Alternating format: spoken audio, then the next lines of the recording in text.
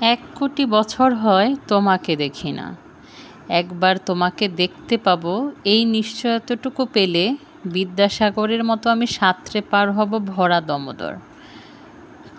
কয়েক হাজার পাড়ি দিব ইংলিশ চ্যানেল, তোমাকে একটিবার দেখতে পাবো এতটুকু ভরসা পেলে অনায়াসে ডিঙাবো এই কারার প্রাচীর, ছুটে যাব নাগ রাজ্যে পাতালপুরীতে, কিংবা বোমারো বিমান ওরা শঙ্কিত শহরে।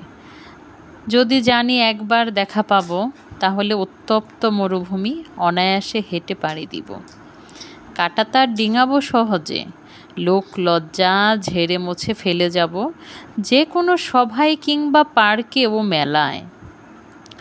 একবার দেখা পাবো শুধু এই আশ্বাস পেলে এই পৃথিবীর এটুকু দূরত্ব আমি অবলীলাক্রমে পাড়ি দেব।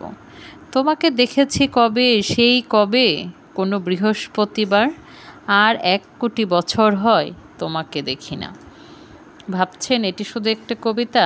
এটা তো নিঃসন্দেহে একটি কবিতা, মহাদেব সাহার খুব জনপ্রিয় একটি কবিতা। এই কবিতাটির কিছু অংশটা আমার নিজের জীবনের সঙ্গে মিলে যায়। অনেকেই অবাক হচ্ছেন, অবাক হওয়ার কিছুই নেই। সেই 2005-06 তখন ছিলাম একেবারেই কিশোরী, খুবই অল্প বয়স, কোনো অবস্থাতেই তখন অ্যাডাল্ট হইনি। তখন হাতে ছিল নতুন নতুন মুঠোফোন। এ জগতের মতো সবার হাতে হাতে মুঠোফোন থাকে সেই সময়টা এমন ছিল না।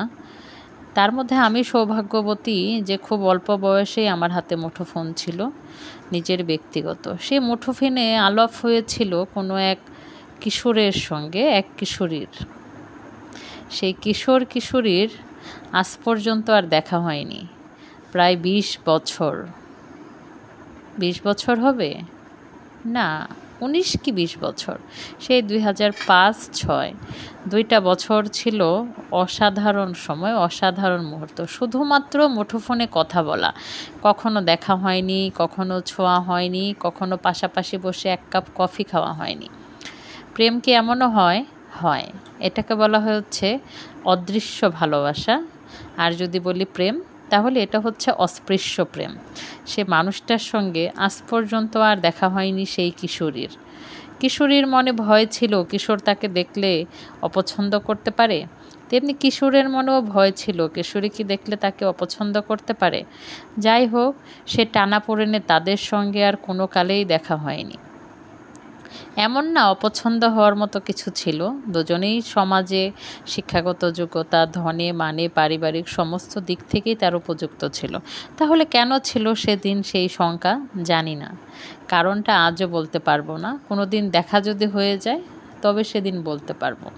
তাই সে পুরনো কথা মনে করে আজ বলছি, 1 কোটি বছর হয় তোমাকে দেখি না। সবাই ভালো থাকুন।